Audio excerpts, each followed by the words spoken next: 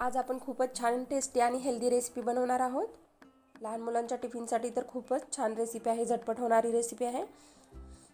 तर डोशाच्या बॅटरचा एक डोसा बनवून घेतला आहे आपण इथे। झटपट होणारी रेसिपी आहे। सकाळच्या गडबडीमध्ये लहान मुलांना टिफिनसाठी देण्यासाठी आता याच्यावर एक अंडे फेटून टाकले, थोडीशी ब्लॅक पेपर, चिमूटभर मीठ टाकायचे। गॅसची फ्लेम थोडी स्लोच ठेवायची।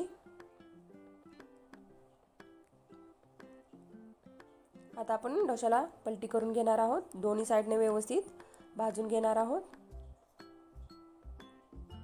लहान मुलं खूप आवडीने खातात, ही रेसिपी नक्की एकदा ट्राय करा। आता याचा रोल करून घ्यायचा आपण।